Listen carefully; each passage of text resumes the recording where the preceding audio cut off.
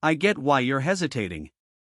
You've probably seen a few cotton candy machines on Instagram, thought about how fun it would be to spin sugary clouds at a birthday, and then wondered if you'd end up with a pricey countertop that just sits there gathering dust. The fear of splurging on the wrong gear is real, especially when you're not sure how often you'll actually use it. Link is in the description if you want to check the product details on Amazon.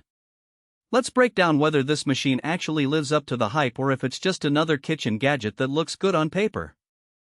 First off, cotton candy machines aren't like blenders or toasters where you can guess performance from a few specs.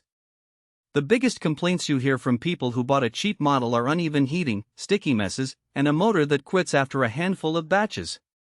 On the flip side, the premium units can be overkill for a casual home user, costing a small fortune and taking up a permanent spot on your counter.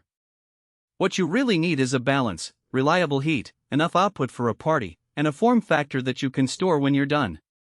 That's where the Breeze Cotton Candy Machine from Popcorn Supply Company steps in.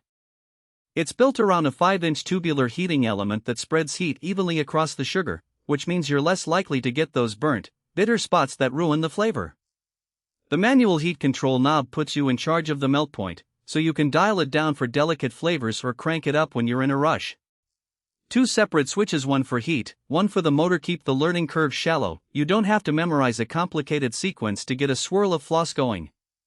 If you run a kid's birthday service, a seasonal fair booth, or even a small community fundraiser, this machine hits a sweet spot. The 26-inch pan holds enough sugar to spin 2 to 3 servings per minute, which is fast enough to keep a line moving but not so fast that you're scrambling to keep up. The stainless steel cabinet feels sturdy enough to survive the occasional bump in a busy event space, and the lock-no handles make it simple to tote from the garage to the venue and back again. In real terms, you could set it up on a table, plug it in, and start serving within 5 minutes, no need for a technician or a long setup ritual.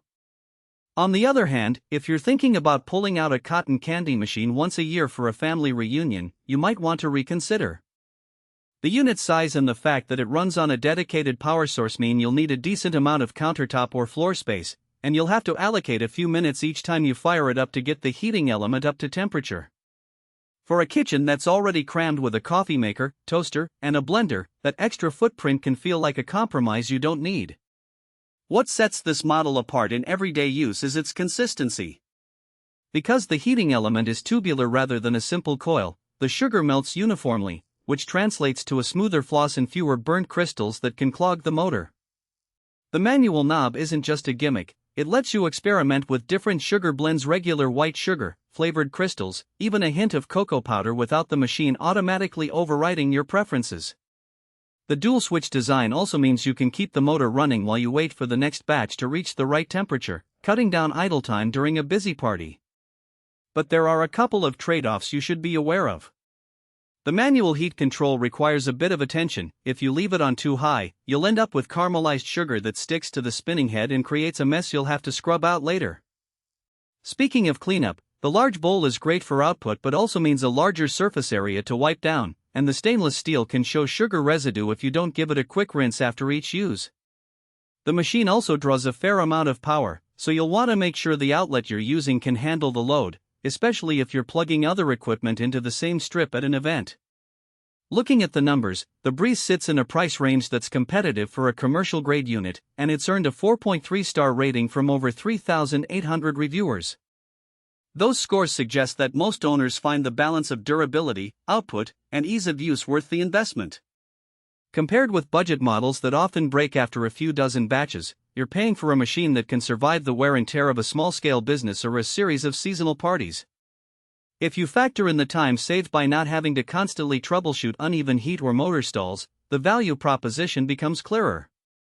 So, should you buy the Breeze Cotton Candy Machine? If